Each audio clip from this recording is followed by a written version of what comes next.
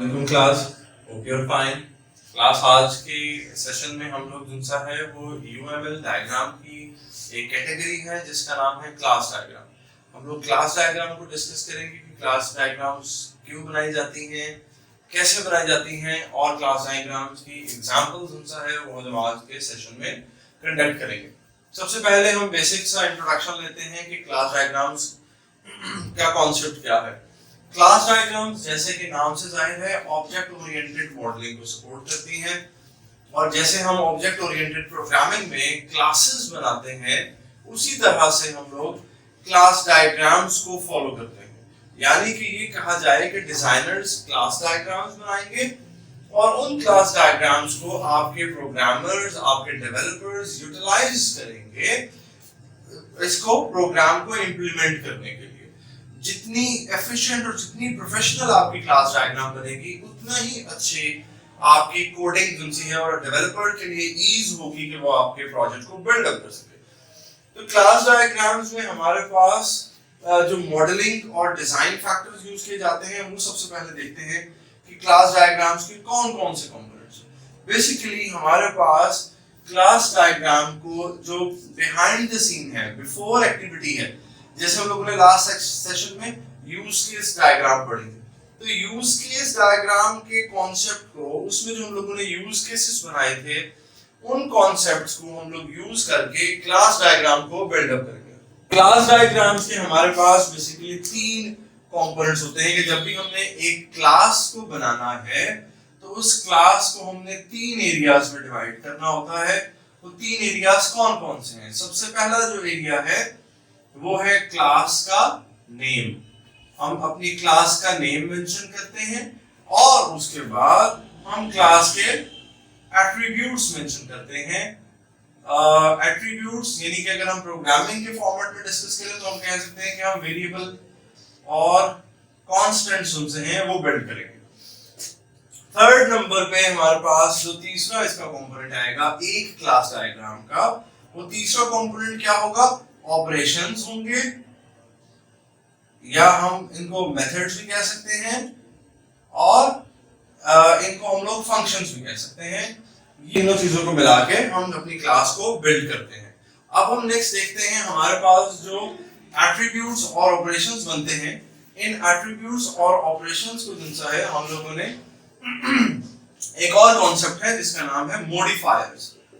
Modifiers का मतलब ये है कि हमारे पास जो हमारे एट्रीब्यूट्स हैं और हमारे जो ऑपरेशंस हैं ये दूसरी क्लासेस को किस तरह से विजिबल होंगे, क्योंकि ये हमारे एट्रीब्यूट्स हैं और ये फंक्शंस हैं और हमें पता है कि हम प्रोग्रामिंग में जब क्लासेस में जब फंक्शंस बनाते हैं तो उनको मल्टीपल टाइम यूज करते हैं। तो उसके लिए इनको यूज करने के लिए दूसरी क्लासेस में हमारे पास मॉडिफायर्स का कॉन्सेप्ट। हमारे पास बेसिकली तीन तरह के मॉडिफायर्स हैं, हमें उनका पता है ऑलरेडी। पब्लिक, प्राइवेट और प्रोटेक्टेड।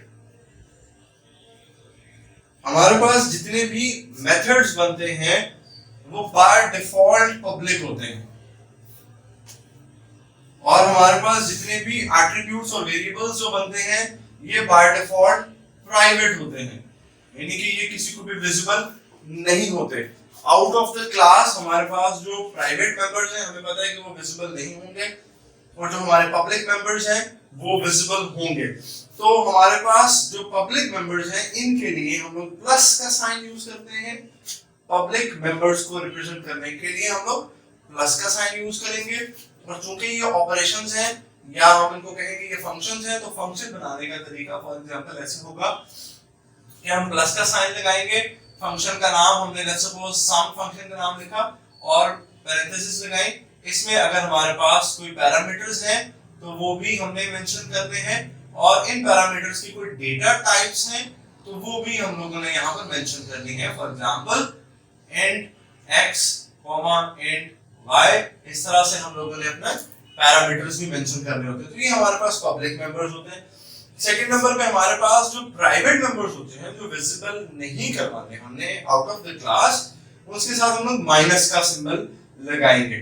किसी भी वेरिएबल के साथ हम लोग माइनस का सिंबल लगा देंगे तो वो कंसीडर ही किया जाएगा, प्रोग्रामर डेवलपर ये समझेगा कि ये प्राइवेट मेंबर्स। थर्ड नंबर पे हमारे पास प्रोटेक्टेड आते हैं और प्रोटेक्टेड के लिए हम लोग हैश का सिंबल यूज करते हैं। ये तीनों हमारे पास मॉडिफायर्स कहलाते हैं। जब भी हमने क्लास बिल्ड करनी है तो जो भी हमने उसके एट्रीब्यूट्स और मेथड्स आइडेंटिफाई करने हैं उसके साथ हम लोगों ने मॉडिफायर्स को अटैच करना होता है। ओके, यहाँ पे आप देख सकते हैं कि हमारे पास क्लास डायग्राम की एक एग्जांपल है। इस एग्जांपल को अंडरस्टैंड करते हैं। बहुत सिंपल तरीके से हमने एग्जांपल को एक्सप्लेन किया है। क्लास का नेम सबसे पहले मेंशन किया। क्लास का नेम हमारे पास अकाउंट डिटेल है। क्लास के कुछ 3 एट्रीब्यूट्स हैं, वेरिएबल्स हैं, customer name, amount and transaction. और ये आप देख सकते हैं कि साथ माइनस का साइन है। माइनस के साइन का मतलब हमने बताया था मॉडिफायर में, इसका मतलब क्या होता है, प्राइवेट है। सेकेंडली हमारे पास कुछ इसमें मेथड्स बने हुए, ऑपरेशंस हैं। ये जो ऑपरेशंस हैं बाय डिफॉल्ट जैसे हमने डिस्कस किया था ये पब्लिक हैं। ये ऑपरेशंस दूसरी क्लासेस में इनहेरिट किए जा सकते हैं, एक्सेसिबल होंगे। हमारे पास क्लास डायग्राम में अब हमने एक क्लास डायग्राम को जब किसी दूसरी क्लास डायग्राम के साथ कनेक्ट करना है तो फिर हमारे पास वो क्या बनेंगे, रिलेशनशिप्स बनेंगे। अब तो रिलेशनशिप्स बनेंगे तो रिलेशनशिप्स की 2 मेजर कैटेगरीज हमारे पास क्लास डायग्राम्स में आती हैं। वो 2 कैटेगरीज कौन-कौन सी हैं? पहली है जनरलाइजेशन, दूसरी है एसोसिएशन। एसोसिएशन की फर्दर 2 टाइप्स हैं हमारे पास, एग्रीगेशन एंड कंपोजिशन। आइए देखते हैं जनरलाइजेशन और एसोसिएशन कैसे क्लासेस में बिल्ड की जाती है।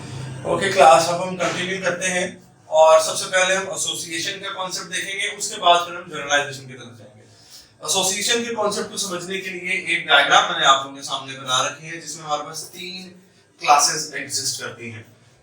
एसोसिएशन में जैसे मैंने आपको कहा था, association is a relationship between the 2 और मोर देन 2 क्लासेस। यहाँ पर हमारे पास 3 क्लासेस बनी हुई हैं और तीनों क्लासेस एक ही कैटेगरी से रिलेट करती हैं।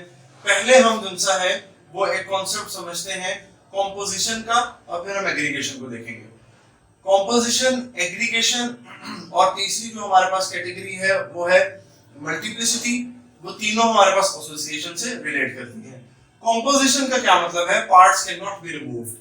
कॉम्पोजिशन का ये मतलब है कि आप किसी भी सब कैटेगरी को रिमूव या एडिट नहीं कर सकते या ऐड नहीं कर सकते अगर आपकी मेन कैटेगरी एडिट नहीं है। फॉर एग्जांपल इस केस में आप देख सकते हैं कि हमारे पास एक क्लास है स्टॉक की या प्रोडक्ट की जिसमें हम प्रोडक्ट्स को ऐड कर रहे हैं। हम प्रोडक्ट्स को इसमें ऐड करते जाते हैं। जितनी भी वैरायटी ऑफ प्रोडक्ट्स किसी भी कस्टमर या किसी भी बिजनेस के पास एग्जिस्ट करती हैं उनकी इन्वेंटरी में हमने उनको ऐड कर दिया। प्रोडक्ट को ऐड करने के बाद हमारे पास 2 ऑपरेशन आते हैं जिसको हमने 2 मल्टीपल क्लासेस में डिवाइड किया है, स्टॉक आउट और स्टॉक इन। स्टॉक इन या स्टॉक आउट दोनों को ऑपरेट करने के लिए हमारे पास जरूरी है कि हमारे पास प्रोडक्ट एग्जिस्ट करती हो। तो प्रोडक्ट एग्जिस्ट करती होगी तभी हम स्टॉक आउट कर सकेंगे और तभी हम स्टॉक इन कर सकेंगे। Basically these 2 are connected with the main class, the parent class। और यहाँ पर हमारे पास ये जो स्टॉक आउट है it is depending on the stock and whereas stock in is also depending on stock because we have to manage certain quantity of a stock। और यहाँ पे आप देख रहे हैं कुछ हमारे पास जो एट्रीब्यूट्स हैं कुछ प्राइवेट है और कुछ प्रोटेक्टेड है। कुछ हमारे पास फंक्शंस बने हैं, मेथड्स बने हैं जो कि पब्लिक हैं और इसी तरह से हमारे पास स्टॉक आउट में अगर आप देखें तो सारे ही पब्लिक हैं और इस तरह स्टॉक इन में कुछ पब्लिक है कुछ प्राइवेट हैं। तो हमारे पास ये एक क्लास की कंपोजिशन का कॉन्सेप्ट बिल्ड होता है। इसमें भी हमने मल्टीप्लिसिटी को और रोल्स को ऐड करना है। नेक्स्ट अगर हम एग्जांपल दें एग्रीगेशन की, एग्रीगेशन का मतलब ये है कि होल और पार्ट, ये होल और पार्ट है, it is a whole and these are the parts. Aggregation के केस में होल और पार्ट आपस में रिलेट नहीं करते। फॉर एग्जांपल हमारे पास कुछ चीजें ऐसी हैं जो कि सेपरेट और इंडिपेंडेंट भी सेल की जा सकती हैं, प्रोसेस की जा सकती हैं। For example let's suppose we have a car. हम कहें हमारे पास एक होल है कार, उस कार का एक पार्ट है व्हील जो टायर्स होता है। टायर हमारे पास होल पार्ट है लेकिन आप पार्ट को सेपरेटली भी ऑपरेट कर सकते हैं। जैसे हम सिर्फ टायर्स को सेल आउट करते हैं, सिर्फ व्हील्स को सेल आउट करते हैं और इस तरह से कार के बाकी स्पेयर पार्ट्स हैं, उन बाकी स्पेयर पार्ट्स को भी हम सेल आउट कर सकते हैं। तो वो हमारे पास होल पार्ट का कॉन्सेप्ट है, लेकिन वो एग्रीगेशन में आता है। That whole part is not connected और independent, functionally dependent on each other. Class यहाँ पर हम एग्जांपल्स देख रहे हैं, हमने दो एग्जांपल कोट की हैं। जैसे पहले मैंने कहा था कि कार और पार्ट्स की एग्जांपल हमारे पास उनसा है वो एग्रीगेशन को रिप्रेजेंट कर रही है, और हमारे पास ये जो हमने नीचे एग्जांपल डिस्कस की जिसमें हमने होल पार्ट को मेंशन किया कि they are independent and they are basically connected and dependent on each other।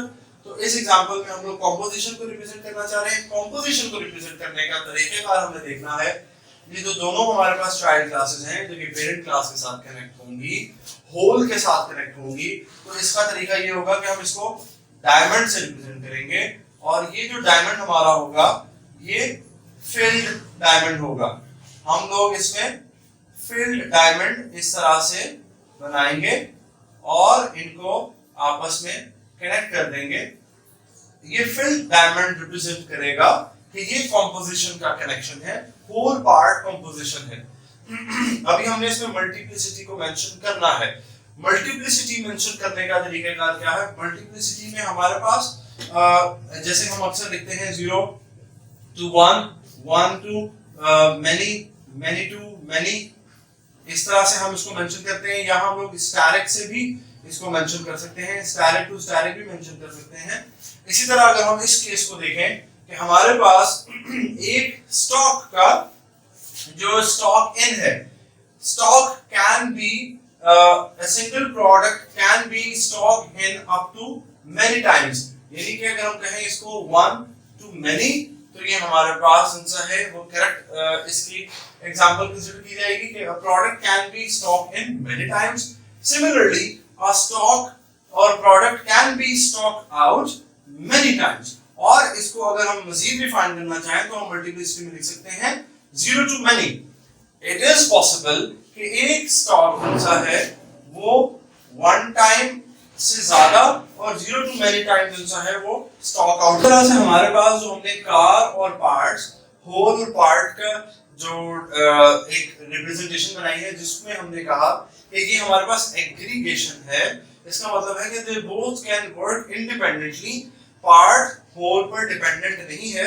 उसको रिप्रेजेंट करने का तरीका ये है कि हम अगेन डायमंड सिंबल ही बनाते हैं, मगर इस डायमंड सिंबल को हम फिल अप नहीं करते, इसको एम्प्टी रहने देते हैं। तो एम्प्टी डायमंड सिंबल जो सा है वो एग्रीगेशन को रिप्रेजेंट करता है। ये दो क्लासेस के दरमियान एग्रीगेशन है, और जो हमारे पास फिल्ड डायमंड है ये कॉम्पोजिशन को रिप्रेजेंट करता है। और इसी तरह से इस डायग्राम में भी हमारे पास मल्टीप्लिसिटी एग्जिस्ट करती है कि आकार कंटेन मल्टीपल पार्ट्स, और ये मेनी टू मेनी का रिलेशन, 1 to many का रिलेशन हमारे पास होता है। ओके क्लास, हमारे पास जो सेकंड कैटेगरी थी एसोसिएशन के साथ जो रिलेट कर रही थी वो थी जनरलाइजेशन की। और जनरलाइजेशन का मतलब ये है कि हमारे पास कोई सुपर टाइप और सब टाइप्स एग्जिस्ट करती हो, कैटेगरीज एग्जिस्ट करती हो, तो वो हमारे पास जनरलाइजेशन में रिप्रेजेंट की जाती है। यहाँ आप देख रहे हैं मैंने एक एग्जांपल कोट की है। मेरे पास एक सुपर टाइप है, सुपर क्लास है जो कि है सेल्स की। इस सेल्स की क्लास में कुछ मेरे पास पैरामीटर्स और फंक्शंस कुछ एग्जिस्ट करते हैं, और ये जो सुपर क्लास है ये दो सब क्लासेस के साथ है वो रिलेट करती है। वो दो सब क्लासेस कौन कौन सी हैं? In store and online. Sales की हमारे पास दो कैटेगरीज हैं, या तो हम इन स्टोर सेल करते हैं, फिजिकल कस्टमर हमारे पास वॉक इन आता है, हम उसको प्रोडक्ट बेचते हैं तो हम उसकी कुछ इंफॉर्मेशन यहाँ पुट कर देते हैं। और इसी तरह हमारे पास कुछ सेल्स अगर ऑनलाइन कंडक्ट की जाती है तो उसको हम लोग सेपरेटली हैंडल कर रहे हैं, मगर ये दोनों इस सुपर क्लास से, सेल्स की सुपर क्लास से रिलेट करती हैं। इसी तरह बहुत सारी हमारे पास एग्जांपल्स हो सकती हैं। हम ये देखते हैं कि सुपर क्लास और सब क्लास में जनरलाइजेशन को किस तरह से रिप्रेजेंट किया जाता है। तो इसको रिप्रेजेंट करने का हमारे पास बहुत आसान सा तरीका ये है कि हम एक एरो बिल्ड करेंगे अपने सुपर क्लास की तरफ, जिसमें हम ये रिप्रेजेंट कर देंगे कि भाई हमारे पास है ये जनरलाइजेशन की नॉमिनेशन हो रही है।